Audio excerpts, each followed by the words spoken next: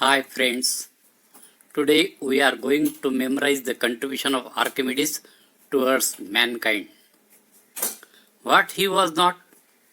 Everything.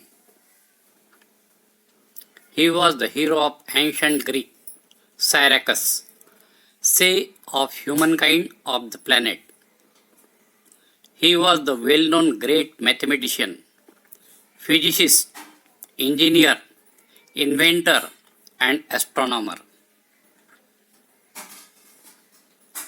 He made significant contribution to mathematics, including the principle of buoyancy and the calculation of the area of circle, and enunciation of the law of buoyancy or Archimedes principle. He is also credited with designing innovative machines such as screw pump, compound pulleys, and defensive war machines to protect his native Syracuse from invasion. He anticipated modern calculus and analysis by applying concept infinitesimals and the method of exhaustion. He was also one of the first to apply mathematics to physical phenomena, founding hydrostatics and statics, including an explanation of the principle of the lever. Archimedes was related to King Hiero II, the ruler of Syracuse. Although we know that a biography of Archimedes was written by his friend Heraclides, this work has been lost, leaving the details of his life obscure. It is reported by some authors that he visited Egypt and there invented a device known as Archimedes screw. This is a pump still used in many parts of the world.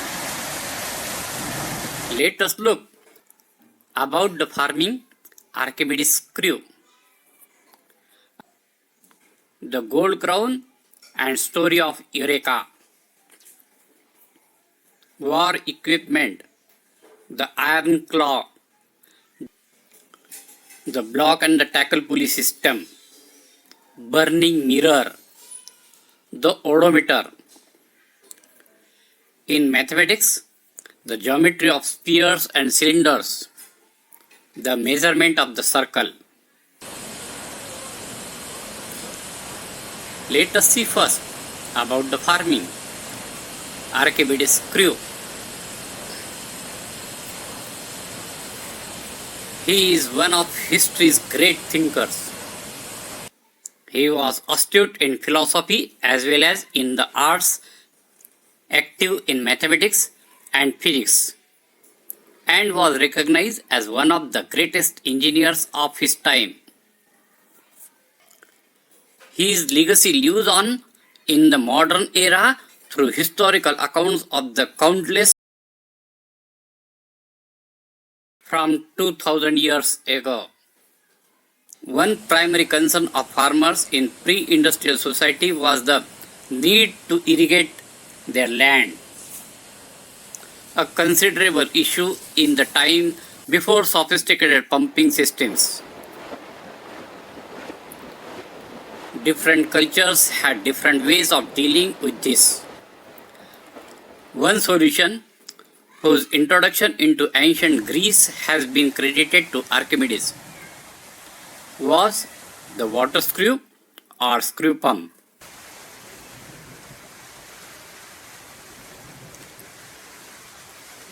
This was invented by Archimedes to help poor farmers to irrigate their crops. This device consists of a helical surface wrapped around a cylindrical pipe. The device consists of a screw mechanism inside a hollow casing. When the screw is rotated either by a windmill or manual lever, the bottom end of the screw scoops water, then moves it through the casing against gravity until it escapes through the last thread to reach irrigation canals. It can lift water from lower level to higher levels. The Archimedes screw has been widely used for irrigation purposes, especially in areas with a need for water transport, even today also. Today, the same principle is used in modern machinery for drainage and irrigation, and also in some types of high-speed tools. It can also be applied for handling light, loose materials such as grain, sand and ashes. Of course, these look more impressive. Now about the principle of buoyancy. The story, the gold crown and Eureka. One of Archimedes' most famous achievements is discovery of the principle of buoyancy, known as Archimedes' principle. The principle states that when an object is immersed in a fluid, it experiences an upward force equal to the weight of the fluid it displaces. He realized that this buoyant force is the reason why objects float in water or fluids. This principle has numerous practical applications, such as determining the buoyancy of ships and designing flotation devices. Upon discovering the principle of buoyancy, Archimedes was so excited that he ran through the streets of Syracuse, shouting, "Eureka! Eureka! I found it! I found it!" The story illustrates Archimedes' enthusiasm and the sense of triumph that accompanied his important scientific breakthrough. While the historical accuracy of this specific event is debated, it is widely acknowledged that Archimedes had a deep passion for his work and made significant scientific discoveries. The exclamation "Eureka!" has become synonymous with sudden and exciting discoveries in the scientific world. The Syracusan king Hero II commissioned a gold crown shaped like a laurel wreath to be placed in a temple. The king himself weighed the gold and gave the goldsmith the material to turn it into a piece of art. On the appointed day, the goldsmith presented his masterpiece, a gold crown shaped like a laurel wreath, exactly as the king ordered. When it was weighed, it had exactly the same mass as measured earlier. The king was pleased, but only days before the temple ceremony, he heard rumors goldsmith had cheated him and given him a crown not of pure gold, but of gold that had silver mixed with it. Hero believed there was only one man in Syracuse capable of discovering the truth and solving his problem. His cousin, Archimedes, who already distinguished himself in the fair city for his work in mathematics, physics, and engineering. When faced with the challenge, Archimedes devised a clever science experiment to get the bottom of things, but not until after through pondering the situation. Legend is that Archimedes was thinking about the golden crown while bathing in a bathtub. As he began to enter a cold bathtub for his final dip, he noticed water started dripping on the sides. As he continued to lower his body into the bath, even more water ran out over the sides of the tub. In this instant, he recognized the situation of Hero's problem, jumped out of the tub, and ran all of away, without remembering to put his clothes on. Eureka! Eureka! I found it! I found it! He is genuinely credited as the first to state the laws of buoyancy. The Archimedes principle states that the buoyant force on a submerged object is equal to the weight of the fluid that is displaced by the object. He knew that if the crown was pure gold, its volume would be the same as that of the lump of the gold, which he had made sure weighed the same as the crown, regardless of shape, and it would displace the same amount of water as the gold. If the goldsmith had indeed cheated and replaced some of the gold with silver, then the volume of the gold and silver would be greater, and thus the crown would displace more water. Archimedes used this method and found the goldsmith had indeed cheated. The goldsmith was ordered to be hanged till death by the king. This principle states that when a body wholly or partially submerged in a fluid at rest is acted upon by an upward force or buoyant force, and that the magnitude of this force is equal to the weight of the fluid displaced by the body. He realized that if he took a lump of gold weighing the same as the gold crown, the two objects should displace the same amount of water, regardless of shape. If the goldsmith who made the crown replaced any gold with a cheaper metal, then the crown would displace more water. Next, about war equipment.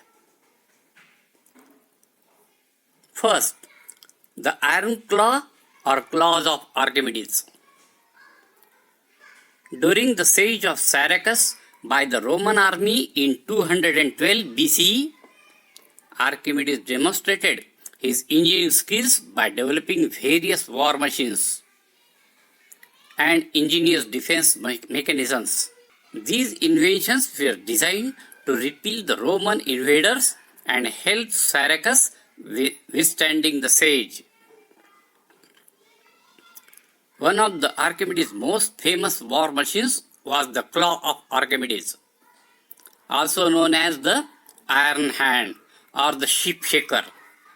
This giant grappling hook-like device was attached to a long lever and used to lift enemy ships out of the water and tip them over, effectively sinking them.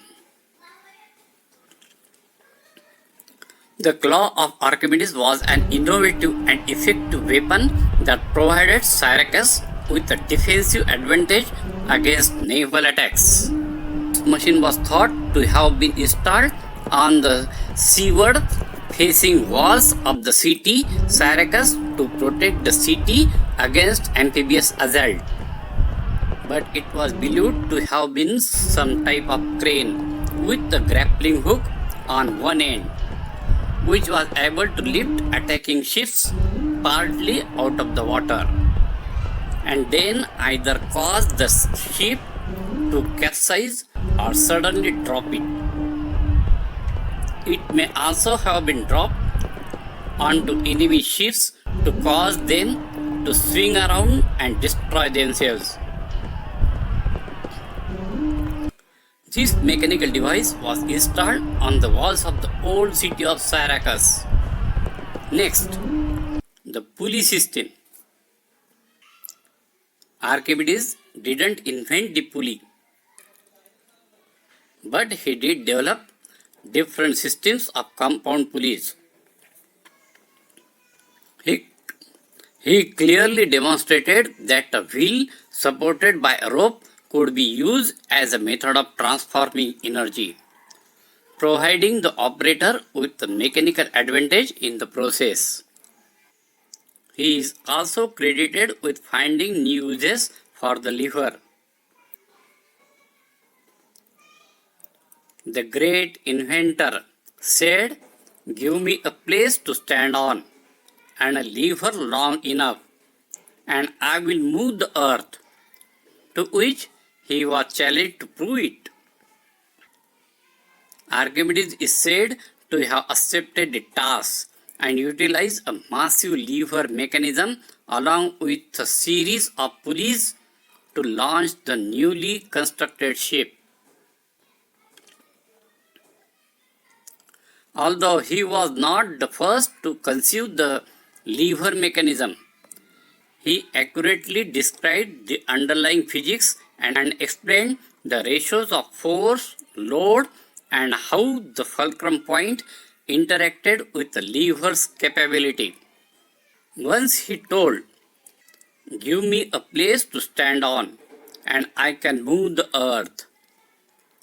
Archimedes once said, speaking of the power of the lever, while he did not invent the lever, he gave an explanation of the principle involved in his work. Equal weights at equal distances are in equilibrium, and equal weights at unequal distances are not in equilibrium, but inclined toward the weight which is at the greater distance, states law of the lever. If, when weights at certain distances are in equilibrium, something is added to one of the weights, they are not in equilibrium, but inclined towards that weight to which the addition was made. Similarly, if anything is taken away from one of the weights, they are not in equilibrium, but inclined towards the weight from which nothing was taken. When equal and similar plane figures coincide, if applied to one another, their centers of gravity similarly coincide.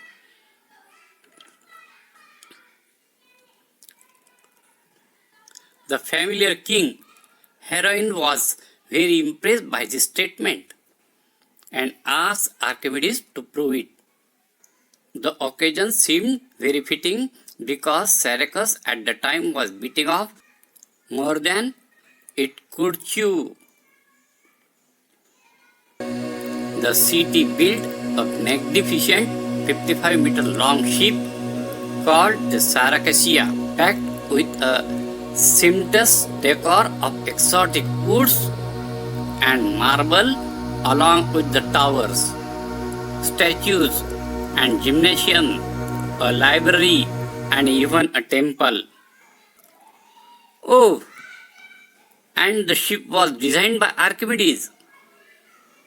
Archimedes managed to set the Syracuse out of harbor using an intricate system of pulleys. He had stated that given the force, any given weight might be moved, and even boasted, we are told, relying on the strength of demonstration, that if there were another earth, by going into it, he could remove this. And interacting him to make good this problem by actual experiment and show some great weight moved by a small engine. He fixed accordingly upon a ship of burden out of the king's arsenal, which could not be drawn out of the dock without great labor and many men, and loading her with many passengers and full freight, seating himself the while far off with no great endeavor, but only holding the head of the pulley in his hand and drawing the chords by degrees, he drew the ship in a straight line, as smoothly and evenly as if she had been in the sea.